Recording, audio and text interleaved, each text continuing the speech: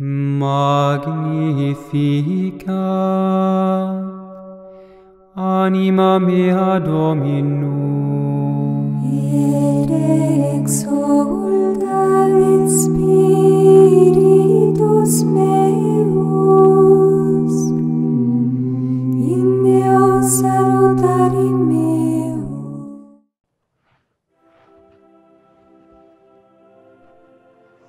Welcome to the new episode of the theme St. Teresa of Avila, Mother of Interior Souls.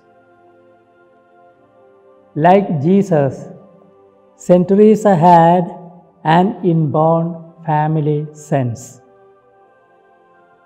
Jesus was a celibate and at the same time gave proof of a deep understanding and tender appreciation of family intimacy.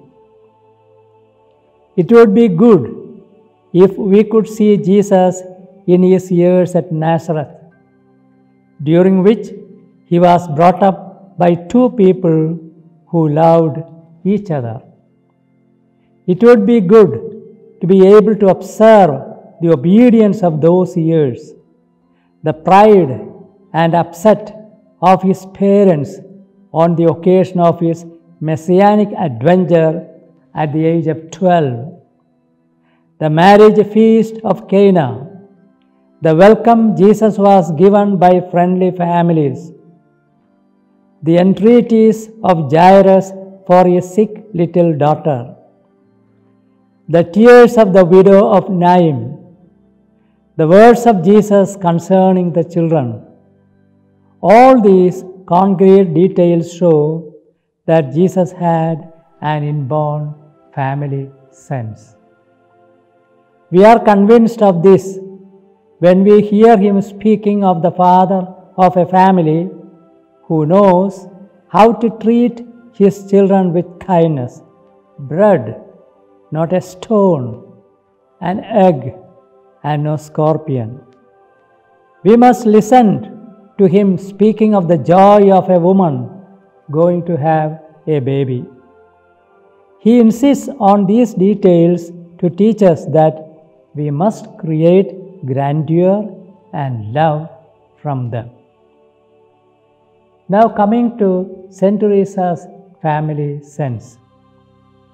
Ahumada Joanna was St. Teresa's sister, 13 years junior to her and youngest in the family. When their father died, Teresa took her to live with her at the Incarnation, since there was ample room in her cell, which was really a suite of rooms. For about 9 years, she was provided for by her sister with much love. Joanna married in 1553. She and her husband helped Teresa with the first foundation in Avila, as is explained in her Book of Life, chapter 33. The saint wrote, "Joanna has a soul of an angel." 3 of her 5 children died in infancy. St. Teresa's concern for her niece Teresita was remarkable. Teresita was not yet 16 when her father Lorenzo, the saint's brother, died. Teresita joined Carmel. Her relatives tried to persuade her to abandon the habit before profession. St. Teresa dragged this girl about from one place to another for protection. The time of Teresita's profession was fast approaching, and the saint's desire was to be present in Avila to attend this religious function. It was the year of her death. Meanwhile, the provincial asked her to visit the communities of sisters in Alba and Salamanca. She felt that by acceding to this wish of the provincial, she would be prevented from participating in her niece's profession. So she wrote, it was impossible for me to go to Salamanca on account of Teresa's profession. I could not have possibly taken her with me, still less I could have left her. To go there and then to return to Avila would take up more time than I have available. The feelings of the saint are to be understood in the context of the affection with which she had followed her little niece. The 9-year-old Teresa had captivated the saint by her gentle manners, intelligence, and speech, and it was saint's desire to protect her by having her come into the convent. After long documentation, the little girl was admitted, and clad in her little nun's habit, she became the darling of the convent. We can now better understand the sadness of Teresa at the thought of being absent at her niece's profession. Maria, the oldest in the family, Teresa's stepsister, was in poverty. St.Teresa wrote to her brother Lorenzo, "For I have been frightened by the trials of poverty that the Lord has given her, and she has borne it so well that He now wants to give her relief. I have no needs but a surplus of everything. So what you send me in alms, I will share with my sister, and the rest will go for good works according to your intentions." A widow by 1561, Maria was sued by her brother-in-law Giovanni de Ovalle, who tried to bring her to court over an old lawsuit concerning her inheritance. Teresa energetically came to her inheritance, urging her brother Lorenzo to give orders that of the 1,000 pesos he had sent to her sister Joanna, that is Joanna de Ovalle's wife, only 500 should be given to her, and the other 500 to Maria. If Joanna de Ovalle went ahead and brought Maria to court. This put an end to the troubles over Don Alonso's estate, which caused so much unpleasantness among his offsprings and in-laws. Geronimo de Cepeda, one of Teresa's brothers, went with Lorenzo to America in 1540. Apparently, he had fathered a child out of wedlock, which grieved Teresa. She did all she could do to help the situation, urging her brother Lorenzo to provide a dowry for Geronimo's daughter. Partly for reasons of health, he decided to return to Spain with Lorenzo in 1575, but died of a malignant fever at Nombre de Dios shortly after embarking from Panama for the return.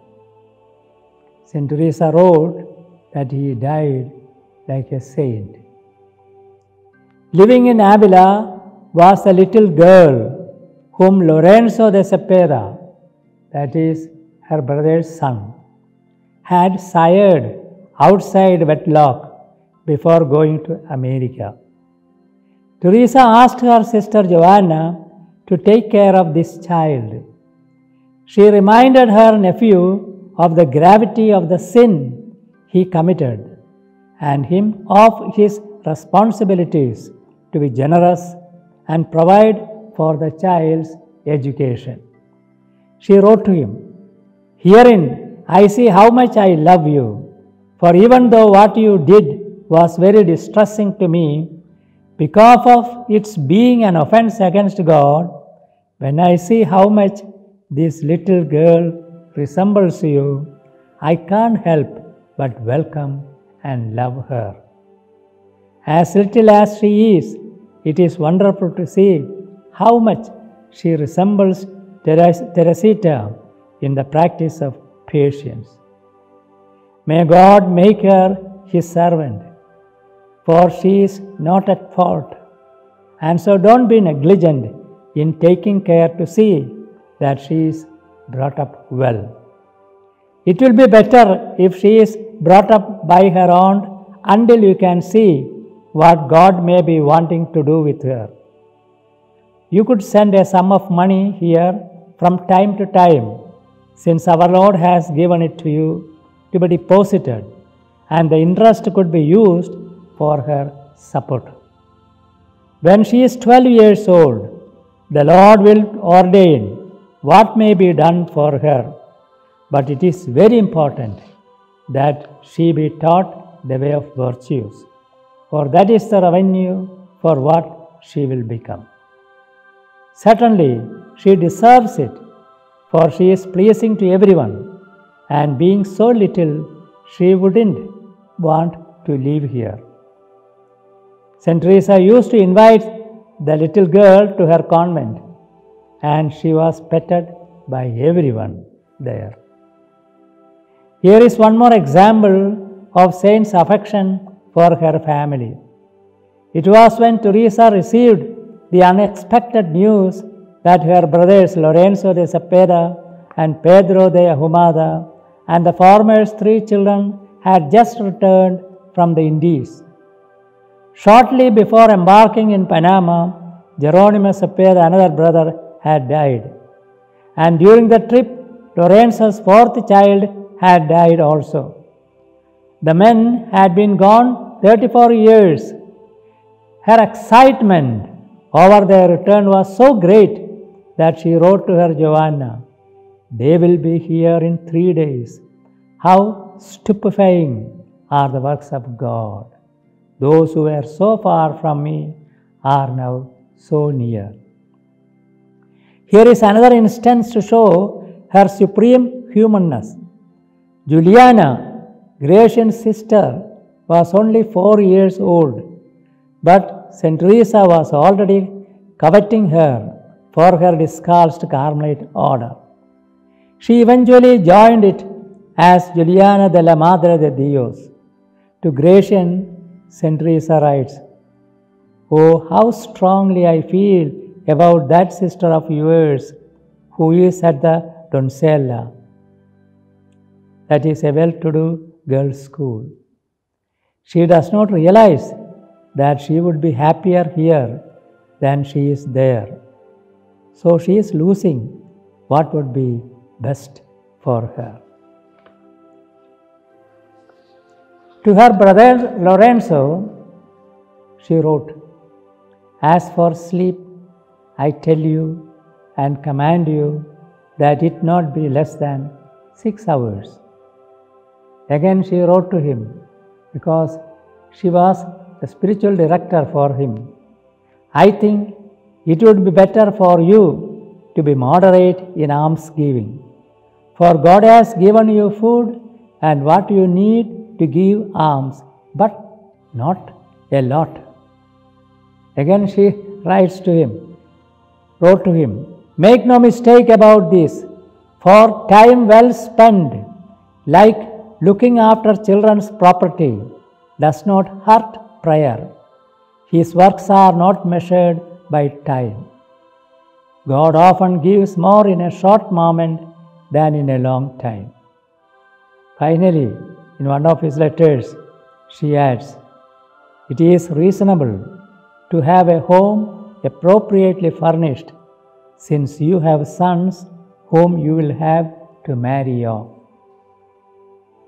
Thank you very much.